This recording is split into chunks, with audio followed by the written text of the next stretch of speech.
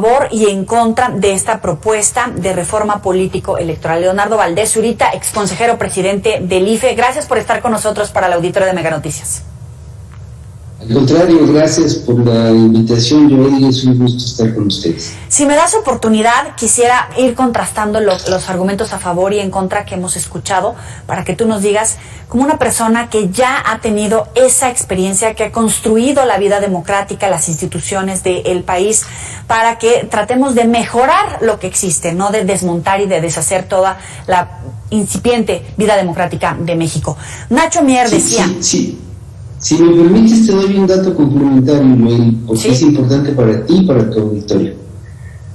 A mí me tocó en 1988 ser representante del Partido Mexicano Socialista ante la Comisión Federal Electoral. O sea que viví la caída del sistema cuando el órgano electoral estaba constituido por representantes de los partidos políticos. Después, muchos años después, en 2008, fui electo consejero presidente del IFE. Pasaron muchas cosas, se creó un nuevo sistema electoral. A partir de ambas experiencias, haber participado en la Comisión Federal Electoral en los años 70 y 80 y haber participado en el IFE ya en este siglo, me permite tener una visión histórica de qué es lo que estamos viviendo y lo que estamos enfrentando. Solo quería dar este dato para que tu audiencia lo tenga y para que tú lo tengas. Oye, no, pero buenísimo, ya que entraste a ese tema que pensaba dejarlo para el final, pero ya que me lo adelantas me viene de maravilla.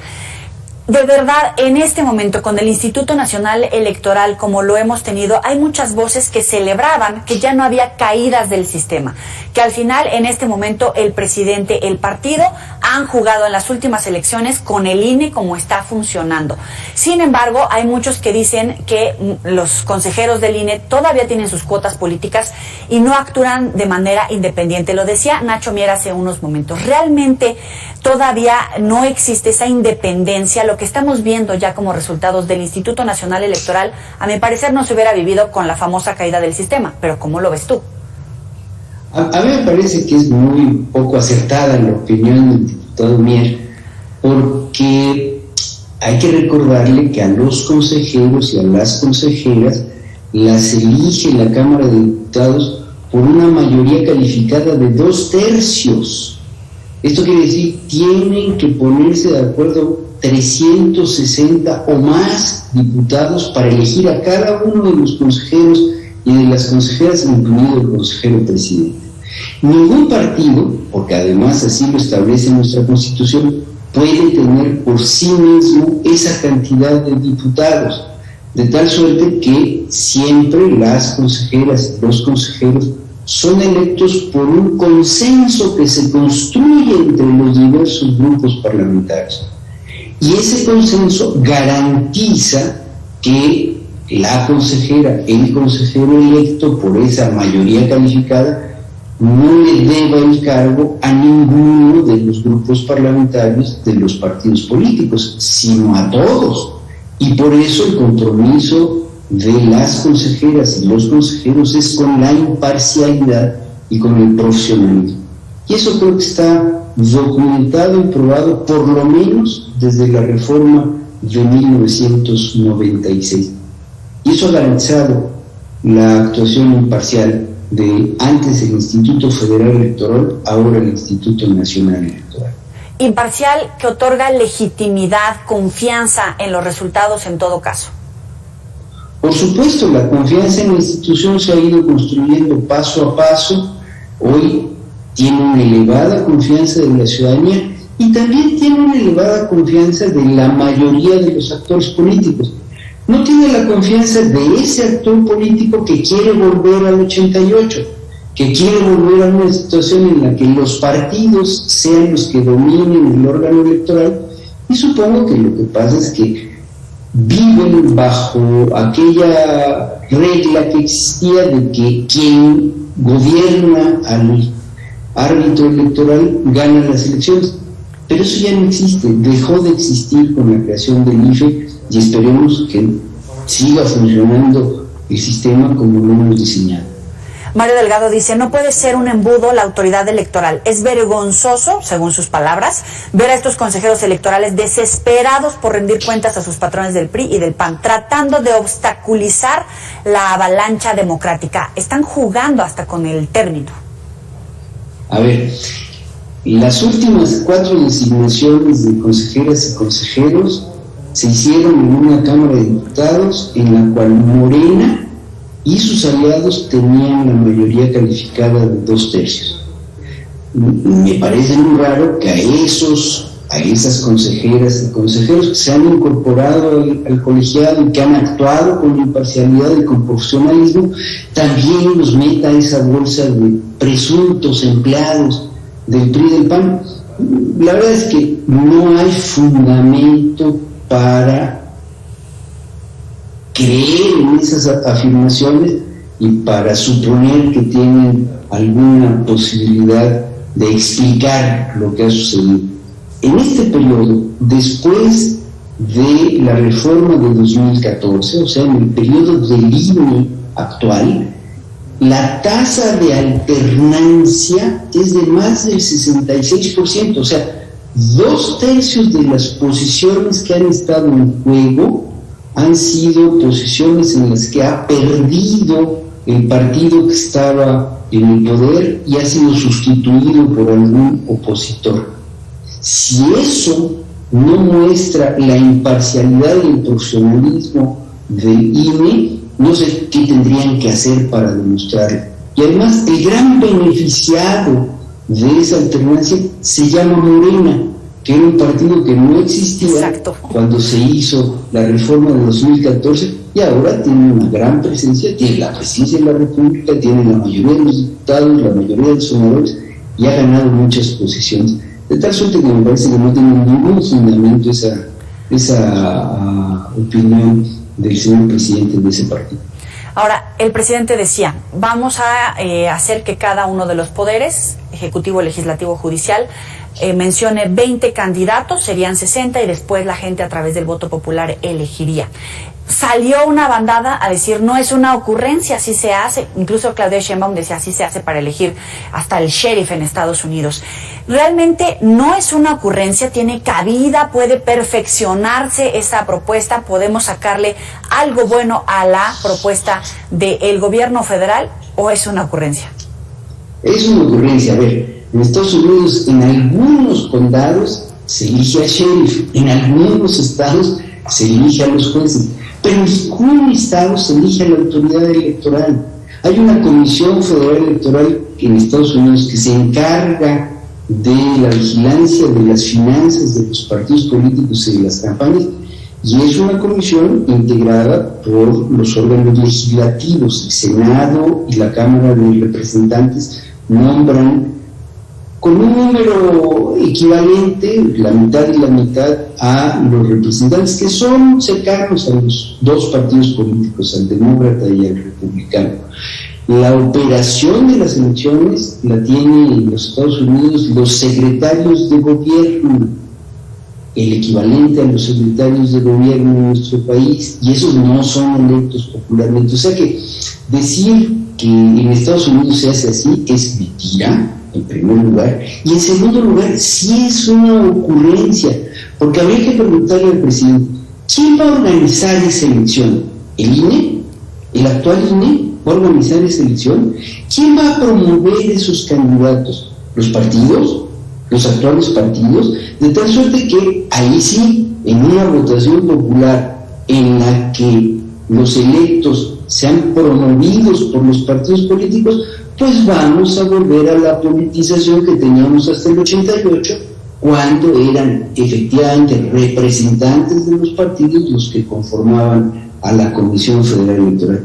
Sería un retroceso gravísimo de nuestro sistema democrático. Y es una ocurrencia, y además, voy a subrayar, es una mala ocurrencia. Me parece interesante este punto. Otro de los argumentos con el discurso de la austeridad republicana, de que hay que ahorrar, propone reducir el monto de gasto del Instituto Nacional Electoral, que allá ha venido insistiendo, ¿no? Que se reduzcan el sueldo de los consejeros, que no gasten en viajes, en teléfono, en hotel, en la instalación de la casilla, etcétera. Pero insiste en que se puede gastar menos. ¿Hay manera de que sea más productivo, que tenga más rendimiento con menos gasto el Instituto Nacional Electoral? En ese sentido, ¿hay algo que rescatar? Sí, por supuesto, y tú lo acabas de decir muy bien. Hay que reducir los costos de instalación de las casillas. Lo otro, en realidad, es menor. En el monto general del presupuesto del INE, desde los salarios de las y los consejeros hasta sus prestaciones, en realidad es bastante menor, porque son solo 11, de tal suerte que no es un ahorro muy grande el que se tendría si se disminuye esa partida.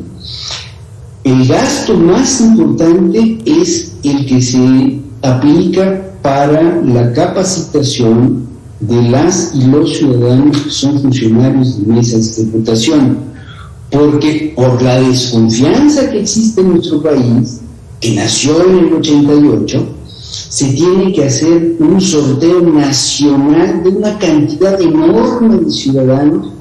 Hay que irlos a visitar, para eso hay que contratar una cantidad enorme de capacitadores electorales, hay que capacitarlos y después hay que hacer un segundo sorteo para garantizar que los que llegan a la mesa de votación son ciudadanos independientes, capacitados, profesionales, que no le deben el puesto a ningún partido y que van a actuar con imparcialidad. Eso, que es muy costoso, sí se puede disminuir. ¿Cómo? Con votación electrónica. Si en lugar de capacitarlos jurídicamente para que lleven a cabo las acciones que son complejas de funcionario de mesa, se les capacita para que activen una urna electrónica, para que revisen que la urna electrónica está en ceros al iniciar la votación y para que al final opriman una tecla, den un código y eso produzca el acta con los resultados de la votación, que además se puede transmitir fácilmente para hacer que lo que hoy es el PREP en realidad sea el cómputo de la elección, bajaría muchísimo los costos de la elección. Y eso está planteado desde el año 2000. En el Instituto Electoral del entonces Distrito Federal se planteó, yo era consejero ahí, y se probó que es posible disminuir los costos si se apuesta por la tecnología. Y esa sería una ruta, a mí me parece, muy inteligente del Poder Legislativo, si la reforma política la enfoca hacia allá, hacia la modernización del sistema electoral, y sí se pueden disminuir los costos significativamente. Digamos que hay de repente manejo mañoso del discurso, porque obviamente cuando nos dicen que ahorre, pues a cualquiera quiere ahorrar, ¿no? Que no se gaste tanto dinero. También es ese argumento para decir hay que reducir el número de diputados y senadores plurinominales, porque hay mucho manejo político, no necesariamente es la representación del pueblo según el argumento del gobierno federal. ¿Tiene cabida la reducción de legisladores plurinominales? Podría ser, aunque a mí me gustaría más que en lugar de reducir plurinominales, redujéramos uninominales. Esto quiere decir que en lugar de 300 de mayoría y 200 de representación proporcional, tuviéramos 200 de mayoría y 200 de representación proporcional. Eso permitiría una representación más equilibrada en la Cámara de Diputados, los ciudadanos estaríamos mejor representados, pero además sería muy importante, como existe en otros países, emitir dos boletas. Una boleta en la que el ciudadano vota por su diputado en su distrito y otra boleta en la que el ciudadano vota por la lista del partido que quiere que lo represente en el órgano legislativo. Eso ahorraría, tampoco sería muy grande el ahorro, pasar de 500 a 400 diputados, pero incrementaría la calidad de la representación política y además a los y a las ciudadanas nos daría mayor poder al poder de manera desvinculada elegir a nuestro representante en nuestro distrito y al partido que le queremos dar nuestro voto para la representación proporcional. Y eso ayudaría también a acabar con este mito en el sentido de que los diputados de RP no son electos. Sí son electos. Cuando votamos en la boleta, estamos votando por los dos principios, por mayoría y por representación proporcional. De tal suerte que hay muchas cosas en las que podemos avanzar en el perfeccionamiento de nuestro sistema electoral, pero me da la impresión de que quienes ahora están impulsando una reforma política no están pensando en eso, están pensando en volver al pasado, adueñarse de los órganos electorales y tratar de consolidar una situación en la que un solo partido sea el que gane siempre las elecciones, como ya sabemos que existía en el pasado. Así era. Eso lo conocemos muy bien las mexicanas y los mexicanos. Se debilita la institucionalidad, se pierde independencia en los órganos electorales, puede llegar a resultar peligroso para la vida democrática como actualmente ya está establecida, porque al rato, si no le parece algún tipo de resultado en la elección en cualquier nivel, pues tan sencillo como decir no con permiso, que entren los magistrados, que entren los consejeros, y ahí sí poner en duda los resultados. ¿Ves que se pierde en materia democrática, institucional, de independencia incluso de los órganos electorales? Sí, claro, una reforma que le limite la independencia, la autonomía de los órganos electorales sería un retroceso muy grave para nuestra vida democrática, y más si es una reforma por ocurrencia, porque está clarísimo que la ocurrencia esta de que sean electos los consejeros y los magistrados es producto de un enojo. No le gustó al presidente una sentencia del tribunal que le prohíbe a los funcionarios públicos hacer propaganda en el proceso de revocación de mandato, porque eso dice la ley, porque intentaron tramposamente modificarlo con un decreto aprobado por mayoría simple en Cámara de Diputados y Cámara de Senadores, y el Tribunal Electoral, haciendo lo que le ordena la Constitución, dijo, no, esto no se puede aplicar en el proceso de revocación de mandato. Eso provocó la ira del señor presidente y la ocurrencia de vamos a cambiarnos a todos. Me da la impresión de que en la democracia no se debe actuar de esa manera. Uno de los requisitos básicos para la construcción de la democracia es que los gobiernos dejen de ser gobiernos que responden en las coyunturas políticas para ser gobiernos responsables con las instituciones.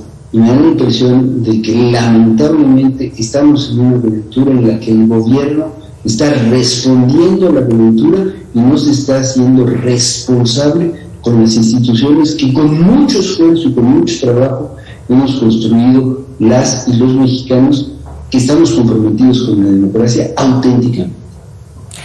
Hay opositores que advierten que puede ser efectivamente, como tú lo comentas, un retroceso, pero que van más allá. Advierten rasgos de autoritarismo con visos de dictaduras, incluso hasta lo comparan en su momento con la situación que se vivió en Venezuela, donde comenzaron precisamente a desmontar los órganos electorales. ¿Tú lo ves a ese extremo? ¿Lo ves así?